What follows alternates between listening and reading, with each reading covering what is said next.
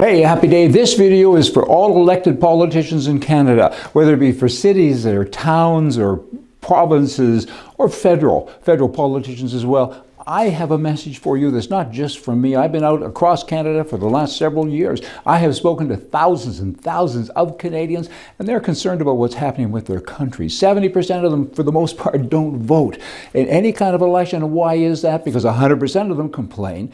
They don't vote because they've given up. They say, what does it matter? Nobody listens to me anyway. And in Canada, you don't vote for someone, you vote against someone. And they're frustrated. They said, I elect a member of parliament. He doesn't do anything for me anyway. He won't get up and talk because he'll get kicked out of the caucus. And it's a bad thing and I have no control. So why would I vote? I'm going to stay home and I'm going to complain. That's not good. It's not nice. I mean, the term party discipline is used in politics all of the time, and that originated with the Westminster model.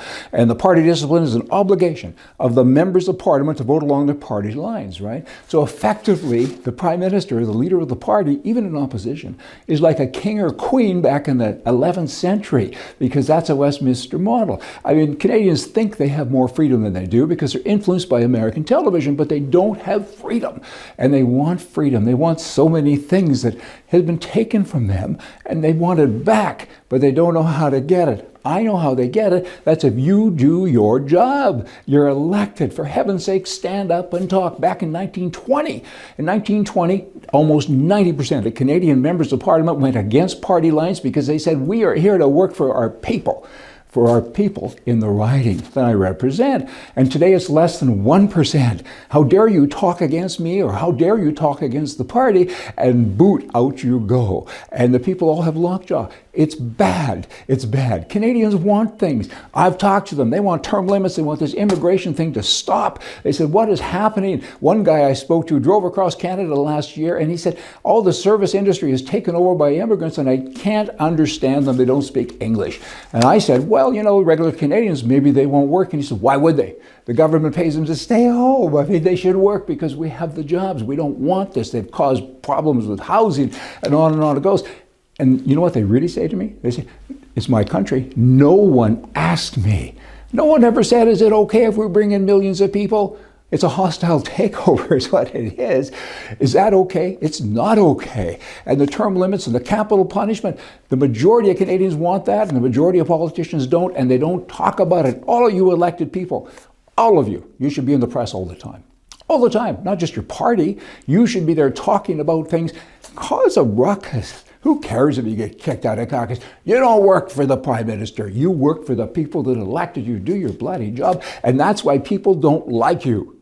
And people don't like you. They don't. You get raises every year. It's not based on performance. It's and you get more money. It's not nice. You got to think about the people. Get off that high chair that you're on. High chair. Oh, that kind of sounds a little babyish, doesn't it? But you know what I mean. It's not a good thing. The people need to be treated with respect. They don't have any respect right now. They don't like the country. They don't like what's happened to their country. They act like they're proud Canadians sometimes, I guess.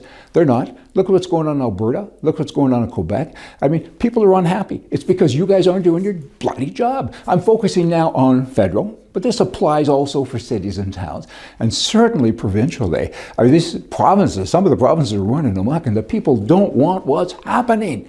Oh, well, go vote then. But when they vote, the guy they vote for, the woman, they don't do anything anyway. Because they do with the party, they go along with party lines, back to that Westminster model, that goofy thing, kings and queens. Can you change the system? Of course you can. Of course you can, if you do your job. Hey, all you people who aren't elected politicians watching this, send this out to every politician you know. It doesn't matter if they get it 10 times.